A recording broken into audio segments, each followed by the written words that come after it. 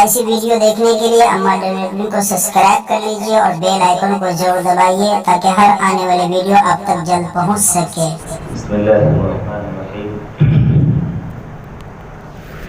الحمدللہ رب العالمین والصلاة والسلام علی سید المرسلین وعلی آلہ واصحابہ اجمعین، اما بعد فاعوذ باللہ من الشیطان الرجیم، بسم اللہ الرحمن الرحیم۔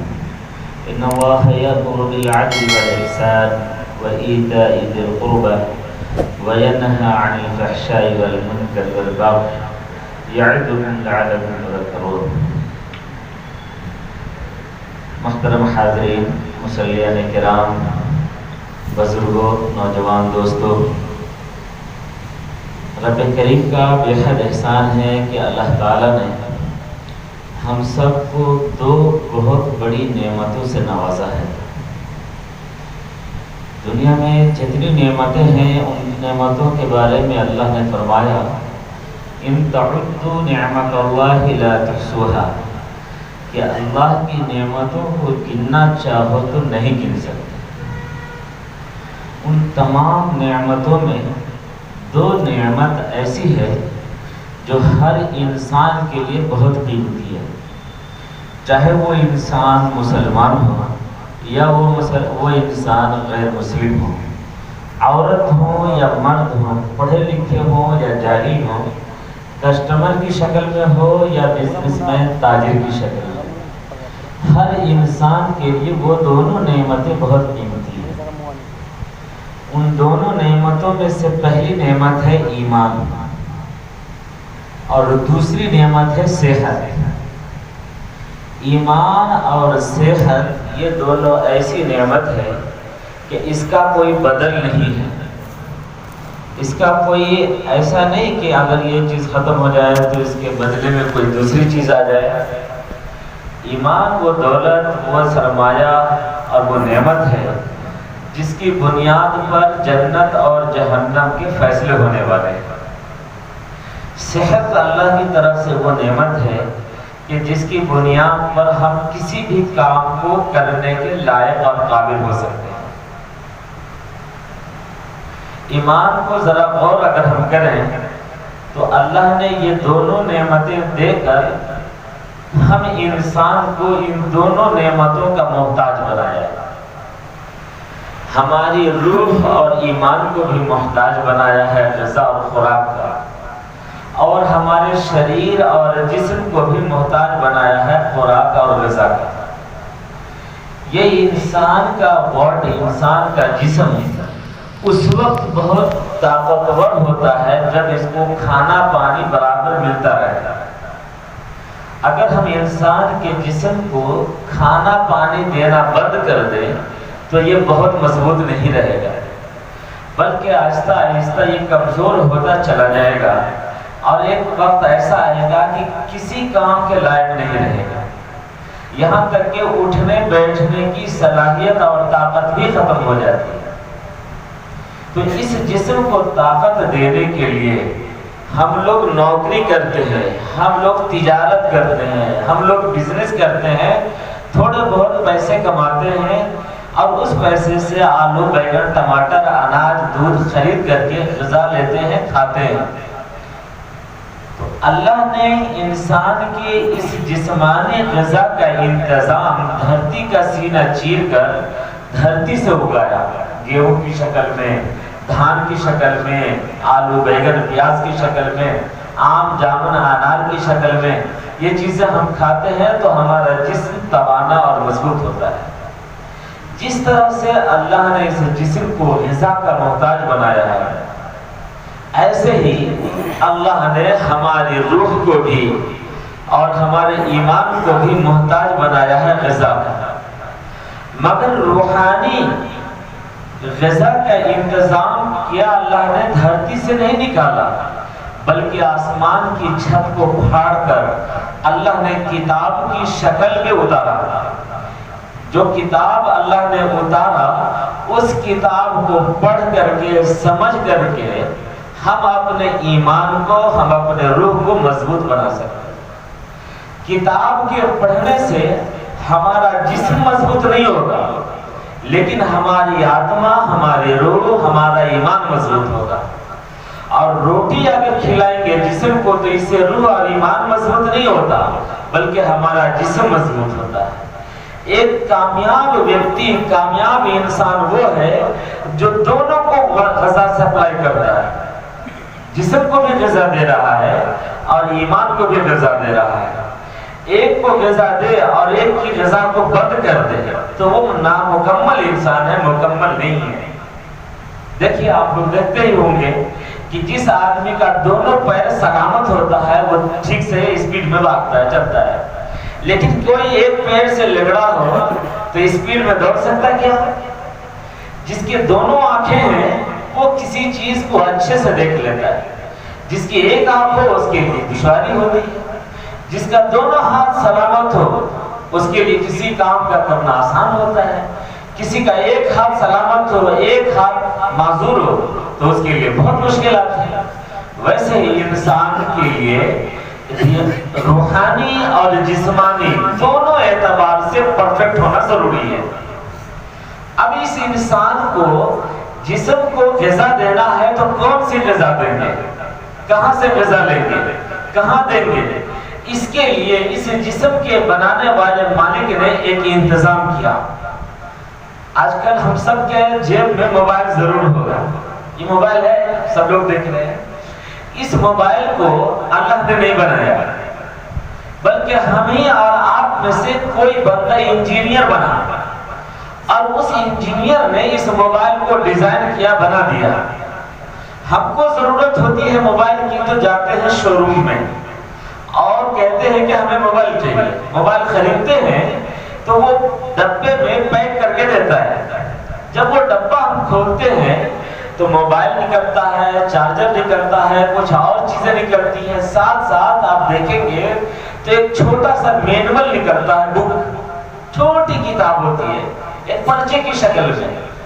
اس پرچے میں لکھا ہوتا ہے کہ اس موبائل کو کیسے یوز کرنا ہے، اس لیے کہ جو جس چیز کو بناتا ہے اس کے یوز کا، اس کے طریقے کا پتہ وہی ٹھیک ٹھاک بتا سکتا ہے۔ بنایا انجینئر نے، خریدا کسٹمر نے، کسٹمر اس کے چلنے کا طریقہ اگر طے کرے گا تو موبائل ٹھیک سے کام نہیں کرے گا۔ مثلا انجینئر نے موبائل بنایا کہ اگر کسی سے بات کرنا ہو تو آپ نمبر ڈائل کرنے کے بعد گرین بٹن دبائیں گے تو آپ کی کال جائے گی، اور دوسرے کسی نے آپ کو فون کیا تو ریسیو کرنے کے لیے گرین بٹن دبائیں گے تو آپ کی کال ریسیو ہوگی۔ یہ انجینئر کا بنایا ہوا مینول ہے۔ اب کسٹمر بن کے ہم نے خریدا اور اب ہم کہتے ہیں موبائل سے کہ آج کے بعد تمہارا مالک میں ہوں، تم پر میرا قانون لاگو ہوگا۔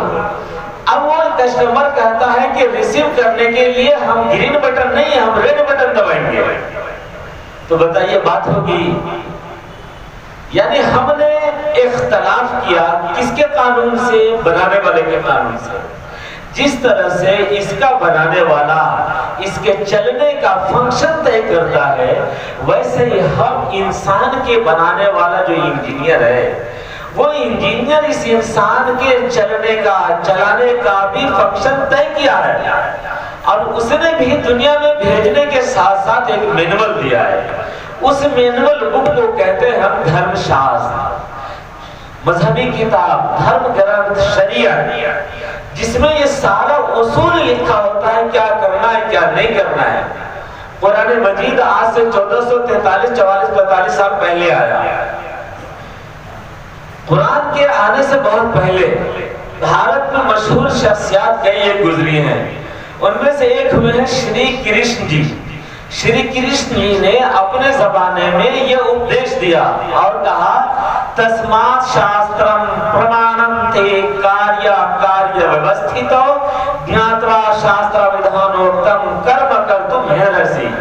اس سنسار میں رہ کر کیا کرنا ہے اور کیا نہیں کرنا ہے، کیا ماننا ہے اور کیا نہیں ماننا ہے، اس کے لیے دھرم شاستر کو آدھار جانو، پرمان جانو، ترازو جانو، میٹر جانو، اور اس میں بتایا بتائی ہوئی باتوں کو جان کر اسی کے انوسار اپنے آپ کو چلاؤ. یہ اس زمانے میں تعلیم دی. جب قرآن کا زمانہ آیا تو اللہ تعالیٰ نے حضرت محمد صلی اللہ علیہ وسلم کے پاس پیغام بھیجا جسے قرآن نے ریکارڈ کیا، اور قرآن میں ہے بسم اللہ الرحمن الرحیم فَإِن تَنَازَعْتُمْ فِي شَيْءٍ فَرُدُّوهُ إِلَى اللَّهِ وَالرَّسُولِ. کسی بھی چیز میں اگر نزاع ہو جائے، اختلاف ہو جائے تو خود سے فیصلہ نہیں کرنا ہے، شریعت میں دیکھنا ہے، اللہ اور رسول کی طرف پھرنا ہے. اب دیکھیے میں نے 2 مثال رکھی ہے. ایک بھگوت گیتا کی، بھگوت گیتا کا ادھیائے نمبر 16 شلوک نمبر 24 کی بات کی، اور قرآن مجید کے سورہ آل عمران کی آیت آپ کے سامنے پیش کی. ایک آدمی کسی مندر میں یا مسجد میں یہ بات کہہ رہا ہے جہاں سب لوگ موجود ہیں. اب وہ لوگوں سے بات کہتے ہوئے کہہ رہا ہے کہ دھرم شاستر میں لکھا ہے کہ جو کچھ دھرم شاستر میں بتایا گیا اسی کے انوسار چلنا ہے. یہ بات صحیح ہے کہ غلط؟ صحیح نہیں ہے؟ صحیح ہے نا؟ اب ہم لوگوں کو بھی دیکھنا ہے کہ ہم اگر بزنس کے شہر میں ہیں جہاں تجارت ہو رہی ہو، جہاں ایک نہیں ہزاروں کارخانے ہو، فیکٹریاں ہو، تجارت کرنے کے لیے لوگ باہر سے آ رہے ہوں، یہاں سے باہر جا رہے ہوں، تو اس ماحول میں ہم کو سچ بول کے کرنا ہے یا جھوٹ بول کے کرنا ہے؟ تو کہاں دیکھنا چاہیے ہم لوگوں کو؟ مارکیٹ میں یا شریعت میں؟ لگتا ہے کہ معاملہ کچھ پھنس رہا ہے، چور پکڑا رہا ہے نا؟ ہم کو کہاں دیکھنا چاہیے، مارکیٹ میں یا شریعت میں؟ شریعت میں دیکھتے ہیں تو اللہ کے نبی کا فرمان ملتا ہے الصدق ینجی والکذب یہلک. سچائی ہمیشہ سفلتا دلاتا ہے اور جھوٹ ہمیشہ برباد کرتا ہے. آج لوگ کہتے ہیں کہ مولانا صاحب ذرا دعا کر دیجئے کہ اللہ ہمارے کاروبار میں برکت دے. محنت تو کرتے ہیں، پیسہ بھی آتا ہے، پر کہاں چلا جاتا ہے پتہ نہیں چلتا.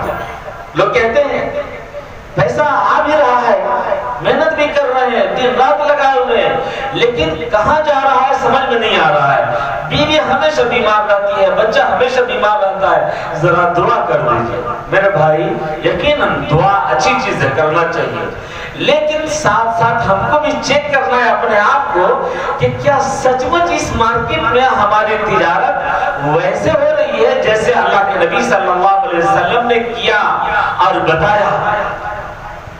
صحابہ میں بہت سارے صحابہ مشہور ہوئے، اور ایک بڑے صحابی، بزنس مین صحابی حضرت عبد الرحمن ابن عوف. حضرت عبد الرحمن ابن عوف بڑے تاجر تھے جن کا نام آج بھی. انہوں نے ان سے کسی نے پوچھا کہ آپ اتنے بڑے بزنس مین کیسے بن گئے؟ تو انہوں نے کہا 3 باتیں میں نے ضروری بنا لی ہے.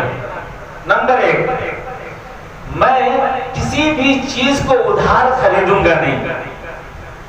نمبر 2، ادھار بیچوں گا نہیں. نمبر 3، اگر اس میں کوئی عیب ہوگا تو چھپاؤں گا نہیں. اس 3 اصول نے ہم کو تاجر بنا دیا اور بڑا تاجر بنا دیا.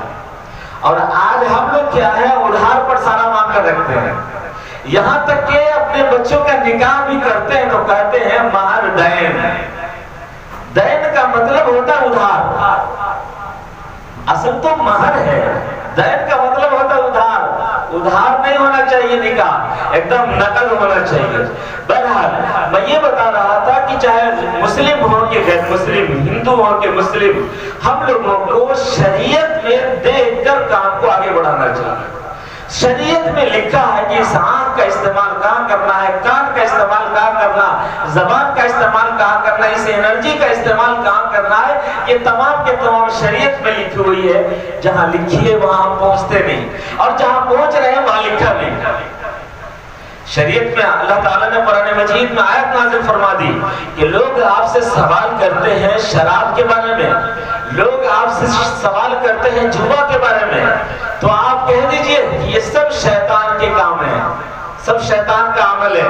فَاجْتَنِبُوا، اس سے رک جاؤ. یہ کس نے کہا ہے؟ اس آنکھ کے اور ناک کے بنانے والے مالک نے، اس انسان کے ڈیزائنر اور انجینئر نے یہ بات کہا ہے کہ یہ شیطان کا کام ہے، اس سے رک جاؤ. تو اب اگر ہمارا ایمان ہے شریعت پر، اب اگر ہمارا ایمان ہے کتابوں پر، تو ہم لوگوں کو ڈیٹ لیتے رہنا چاہیے یا رک جانا چاہیے؟ ایک دم یہ بات جب مندر میں رکھتے ہیں تو وہاں کے لوگ بھی یہ کہتے ہیں کہ ایک دم رک جانا چاہیے۔ اصل بات یہ ہے کہ جن باتوں کو جیسے جاننا چاہیے تھا ہم لوگوں سے چوک ہوئی، ویسے ہم لوگوں نے بتایا نہیں، اور جن لوگوں تک بات پہنچی وہ لوگ اپنے ہی حد تک سمیٹ کر کے رکھ گئے۔ یہی دھرم گرنتھ ہے اور یہی دھرم شاستر پابند بناتا ہے۔ ہمارا ہندو برادران کا ایمان ہے کہ وید ہمارے ایشور کی اور سے ہماری ہدایت کے لیے آئی ہے، ہمارے مارگ درشن کے لیے آئی ہے۔ اس کتاب میں لکھا ہے یجروید ادھیائے نمبر 19 منتر نمبر 77 کے اندر سویتا پشچاتات سویتا پرستات سویتوتراتات سویتا دھراتات، پرمیشور آگے پیچھے اوپر نیچے دائیں بائیں ہر اور موجود ہے۔ یہ بات ہے قرآن مجید میں ہے فَأَيْنَمَا تُوَلُّوا فَثَمَّ وَجْهُ اللَّهِ، تم جدھر چہرہ کرو گے ادھر اللہ کو پاؤ گے۔ یہ بات کتاب میں موجود ہے۔ اب ہمارے ہندو برادران سے سناتن دھرمی بھائیوں سے ایک چوک یہ ہوئی کہ جب یہ پیغام آیا کہ پرمیشور آگے پیچھے اوپر نیچے دائیں بائیں ہر طرف موجود ہے، اس کو کچھ لوگوں نے یہ بتایا کہ پرمیشور ہر چیز میں موجود ہے، پرمیشور ہر چیز میں موجود ہے اور ہر طرف موجود ہے، دونوں دو بات۔ اب ہر چیز میں موجود ہونے کا کانسیپٹ جب ہمارے ہندو برادران میں آیا تو ان کے کچھ پڑھے لکھے اور چالاک لوگوں نے کہا کہ پرمیشور دھرتی میں ہے، آکاش میں ہے، جھاڑ میں ہے، پہاڑ میں ہے، جانور میں ہے، مٹی پتھر سب میں ہے۔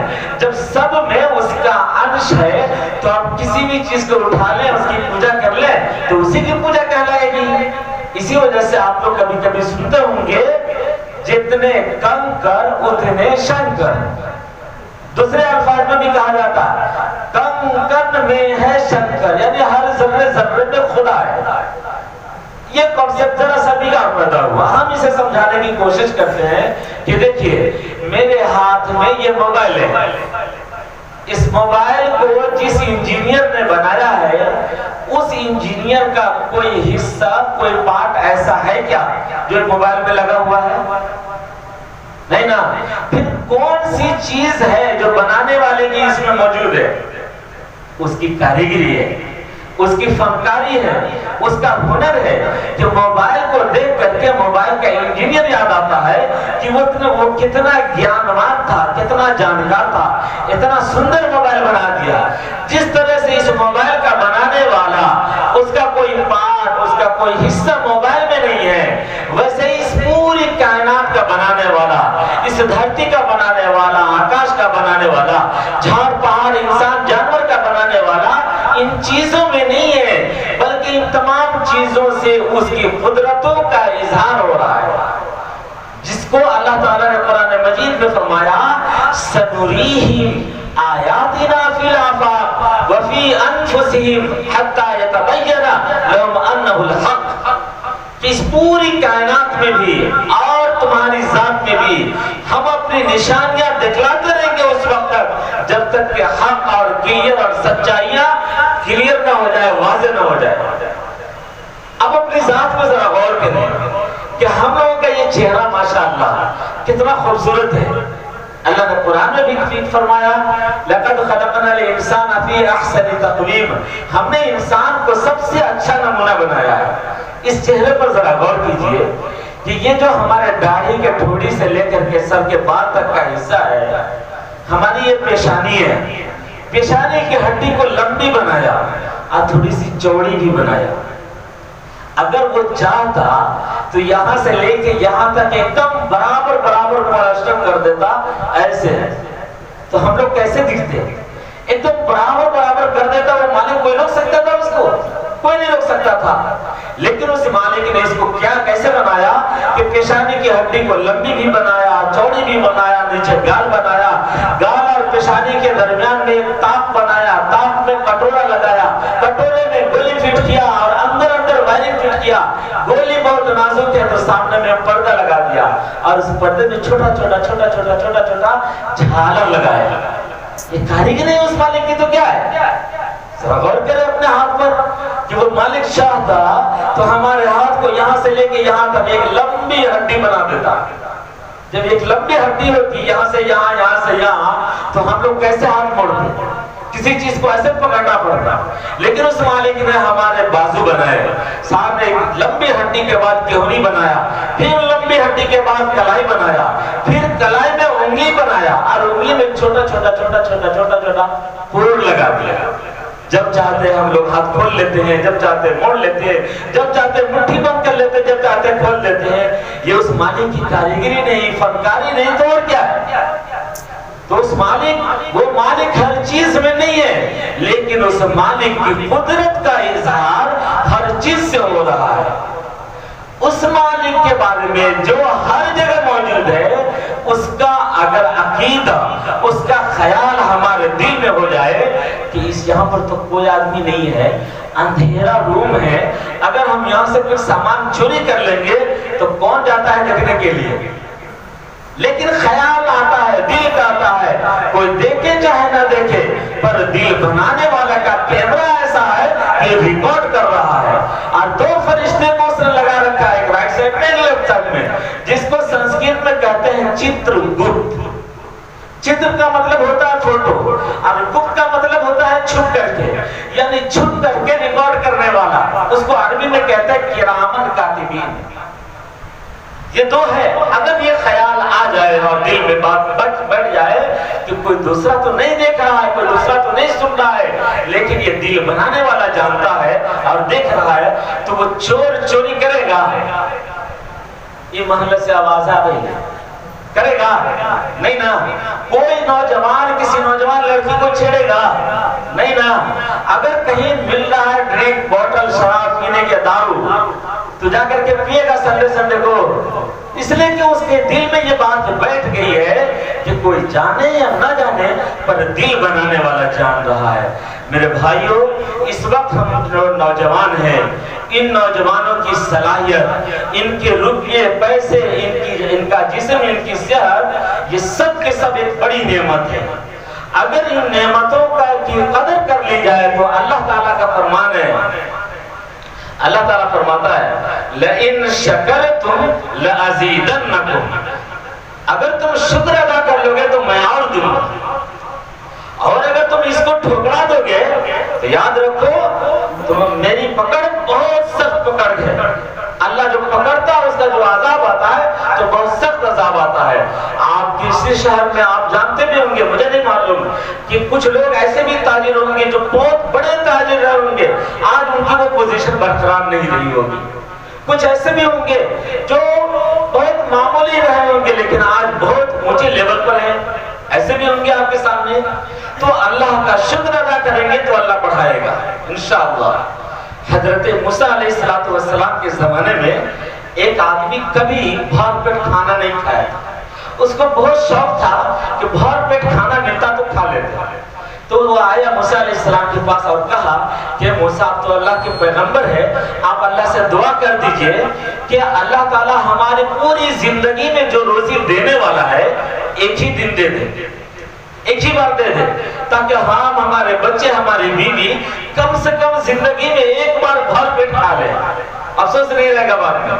حضرت موسیٰ علیہ السلام نے کہا اس کے بعد کیا کرو گے؟ کہا کہ اس کے بعد جینے کی خواہش نہیں ہے پر بھر پیٹ کھانے کی خواہش ہے. انہوں نے ہاتھ اٹھایا، دعا کیا، اللہ نے پوری زندگی کی روزی دے دی ایک ہی بار. بوڑا میں بھر کر کے لایا بیوی کے پاس اور بیوی سے کہا اس کو اچھے سے بناؤ، آج بھر پیٹ خود بھی کھاؤ، ہمیں بھی کھلاؤ، بچوں کو بھی کھلاؤ. یہ پوری زندگی کی روزی ہے. بیوی خوشی بخوشی پورا اچھے سے بنائی اور خود بھی کھایا، بچوں کو بھی کھلایا اور بیوی کو بھی کھلایا. پر کھانے کے بعد جتنا کچھ بچا اس کو اگلے دن کے لیے نہیں رکھا تھا، پورا محلے میں بانٹ دیا. اس کو باسی بھی نہیں کیا، پورے اپنے محلے میں اڑوس پڑوس اپنے پرائے سب میں بانٹ دیا، تقسیم کر دیا. کچھ دن کے بعد حضرت موسیٰ علیہ السلام کا گزر ہوا ادھر سے، تو دیکھا یہاں بڑی بھیڑ ہے اور سامنے میں ایک دالان ہے، کھانا بن رہا ہے، دیکھ پر دیکھ لگا ہوا ہے، لوگ ایک طرف کھا رہے ہیں، کچھ بنا رہے ہیں، کچھ جا رہے ہیں، کچھ جا رہے ہیں. پوچھا یہ کس کا مکان ہے؟ تو کہا فلانے آدمی کا ہے. کہا وہ تو مر گیا ہوگا. کہا نہیں زندہ ہے. اچھا ملا اس سے؟ میں نے کہا کہ ارے یہ معاملے کیا ہے؟ کہا کہ ہم نے جتنا کھانا تھا بھر پیٹ کھایا اور اس کے بعد پوری چیز جو بنی ہوئی تھی وہ پورا تقسیم کر دیا تو اللہ کی رحمت جوش میں آئی۔ اللہ تعالیٰ کہتا بھی ہے کہ اگر کوئی میری راہ میں ایک دانہ نکالتا ہے، خرچہ کرتا ہے، اس کو اللہ بڑھا دیتا ہے اس کی نیت کے اعتبار سے 7 سے 7 کروڑ دے سکتا ہے اللہ تعالیٰ، بڑھاتا چلا جاتا ہے۔ تو اللہ کی رحمت کو جوش میں لایا، بانٹ کر کے تقسیم کر کے، اور پھر اللہ نے بہت چمکایا، روزی زندگی میں قوت عطا فرمائی۔ ہم سب کے پیارے نبی صلی اللہ علیہ وسلم نے ارشاد فرمایا الصدقہ تدفع البلایا، کہ صدقہ جو ہے مصیبتوں کو بھگاتا ہے، ٹیل دیتا ہے، اس کو ڈال دیتا ہے، ہٹا دیتا ہے، دور کر دیتا ہے۔ آج ہم لوگ جو کاروبار کرتے ہیں، ہمارے کاروبار میں برکتیں نہ ہو تو ہمیں خوب صدقہ کرنا چاہیے، خوب غریبوں کا پیٹ بھرنا چاہیے، ضرورت مندوں کے کام آنا چاہیے۔ ہمارے بچے بیمار ہوتے ہیں، جان کی طرف سے مال کی طرف سے بھی صدقہ کرتے رہنا چاہیے۔ اس میں بعض لوگ یہ سمجھتے ہیں کہ ہم صدقہ کریں تو موٹی رقم کریں، نہیں، ضرورت نہیں ہے۔ اللہ کو موٹی کوانٹیٹی کی ضرورت نہیں ہے، اللہ کو کوالٹی چاہیے، کوالٹی۔ بہت زیادہ اللہ نہیں چاہتا ہے، ایک ہی ہو پر دل سے ہو۔ اللہ تعالیٰ اس ایک کو کتنا بڑھا دے گا وہ اللہ جانتا ہے۔ اس لیے میرے بھائیوں، آپ حضرات تجارت کرتے ہیں یہاں، میری دل سے دعا ہے کہ اللہ سب کی تجارت میں برکت عطا فرمائے، ہر بلا اور مصیبت سے محفوظ فرمائے۔ اللہ تعالیٰ ہم سب کو کہنے سننے سے زیادہ عمل کرنے کی توفیق عطا فرمائے۔ آمین۔ وآخر دعوانا الحمدللہ۔